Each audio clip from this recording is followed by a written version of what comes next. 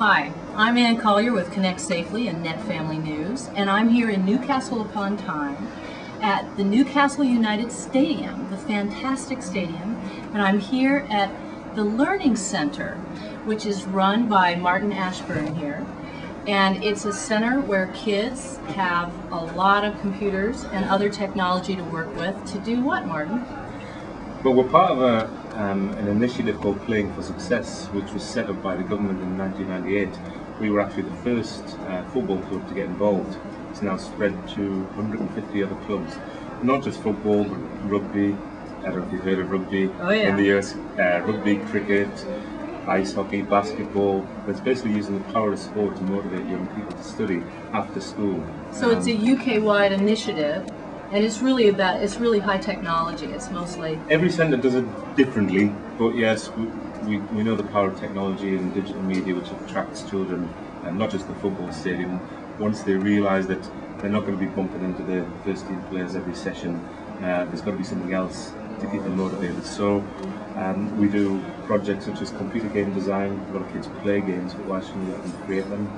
We teach them how to do that, and they get to take away their game at the end of the course. Filmmaking is a very popular option as well, so it's music creation, which is integrated into the other projects, animation, web design. So you name it, we'll do it. And we just try to tap into the children's interest as well. And they're not all obsessed with football. So if they don't want to do a football-related project, they can create something else, maybe health-related or to do with music. Wow, that's so great. So about how many kids come through here every year? Well, again, not only were we the first, but we're the biggest in terms of the numbers. We have about 2,000 pupils each year. So we work with every school in Newcastle. We have about 100 schools. And we can take, as you can see from the committees, we can take about 30 pupils at a time. And you have about, how many computers do you have in here, and what other technologies do kids have access to? Well, in the main teaching room, we've got 30 computers. We've got 4 plasma screens, which allows pupils to view help videos or examples of other people's work. They can actually go and touch the screens to teach themselves. We've got a film studio around the corner, dedicated music creation area where they can practice their DJing skills. We've got a wide variety of things, and we're always looking for looking at new technologies and seeing how we can implement them and see use educationally. Do you talk to them about online safety or respecting copyrights, that kind of thing? Absolutely. I mean, most of the kids who come here now have access to the internet at school and at home, but we reinforce the message of responsible usage. So we tell them, if they come across something which they may consider unsavoury or they're not sure about, just to report it to the staff here, and then we'll decide. Obviously, we've got quite good filtering systems and technology which should prevent them accidentally coming across things, but there's always the risk, and in the 8 years we've been running, we haven't had any major problems. So it's just kind of a natural part of digital media education. You just work it in where it's appropriate. Yeah, we recently had an event where we asked young people what they want, and they were very frustrated that in school and in the libraries they couldn't use messaging programs, they couldn't get to certain websites. My view is that if you tell them the rules, what's expected of them, and how to use it responsibly, then they will enjoy and respond to it in a positive way. And they are supposed to have fun after all, aren't they? Well, that's it. And the whole ethos of this place is to have fun while you're learning. Yeah.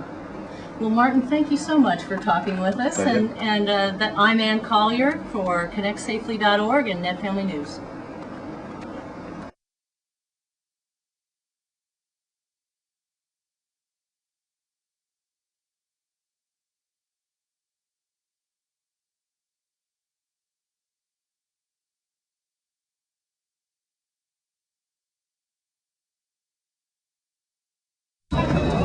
Hi, I'm Ann Collier with ConnectSafely.org, and today I'm talking to Emma and Hannah here in the UK in Newcastle upon Tyne about their use of social networking.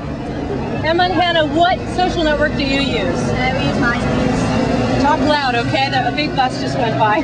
We use MySpace. Okay, tell me why you use MySpace. Why do you pick that one? Because lots of cool friends use it. Things. It's a way to get to know different people around the world. And you meet a lot of people who actually live in Newcastle as well, so you can make new friends and stuff. So do you mostly socialize with people you know around school? Yeah. Yeah. So what do you, about how much time do you spend a day? On MySpace. Yeah. Whenever I'm at home. Uh-huh. Just whenever I'm at home, I'll go on the computer and I'm just on MySpace. For me, about 4 or 5 hours a day. 4 or 5 hours a day? Into the night, huh? And do you just like check for comments on your profile and put comments on other people's? Yeah. Do you check out the music scene very much? Do you ever worry about what they, say about safety and, what weirdos, creeps trying to contact you? Yeah, but it's not. It doesn't really bother me that much. No, Because you've got to accept if you want to add you or message you, you can block them. So it's not really a big deal, is it? Do you keep your profiles private? Yeah. Yeah. So only for your people on your friends list? Yeah. Okay, so how many people are on your friends list, Hannah? I've got 94. You have 94? I've got 80, I think. Those are pretty long friends lists. And are they most of them people you know in real life? Most of them. I think there's 3 of them I don't know. And they just contacted you and asked to be your friend? Did you check out their profile first? That's good. Okay. Hey, thank you both so much for talking to us. And here I am, Newcastle upon Tyne, talking to 2 great girls who spend time on MySpace. Hi, I'm Ann Collier with ConnectSafely.org, and I'm here in Oslo with Elizabeth Stocksrud, Project Director of SOFT, a major European online safety project. Elizabeth, tell us about SOFT a little bit and what it's doing about online safety in Europe. Mm-hmm. Well, SOFT is an international project that's been working both with parents and children and teens, working on all kinds of safety issues, from privacy issues, health issues, bullying, social networking, anything you're concerned about as a parent. It's sort of what we do. And parents are an important part of the equation, right? Yeah, parents are an important part. We think that in order to provide good safety advices and also to have a good safety environment, we need to involve both parents and children and also teachers and authorities and even the industry. Yeah. Tell me a little bit about social networking in Europe. Is it an issue? Is it a big concern? And is it a huge deal for kids? Well, of course it's a huge deal for kids because kids are social human beings and they love to social network. We did that when we were kids and we didn't have internet or cell phones, but it's just sort of part of what one does. And what we see now is that most children, they use MSN, they use internet, they use their mobile phones to do social networking, but to a large extent that is part of an extension of their already existing social network, meaning friends from school or kids they play football with. Yeah. In the U.S., social networking is a concern because many adults and law enforcement and safety advocates worry about predators. Is that a concern here in Europe? It is a concern, and we've done some major research looking into the cases we know of. Who are these children that actually gets subjected to potential abuse from predators that they meet online? And what we found is quite interesting. We find that most of these cases, most of these children, not all, but most of them, are children that already struggles. They have problems in school. They might have problems with their families. They might not have any friends. They explicitly say that I don't like my life. I need somebody to talk to. And they go to the internet to find somebody that supposedly cares about them.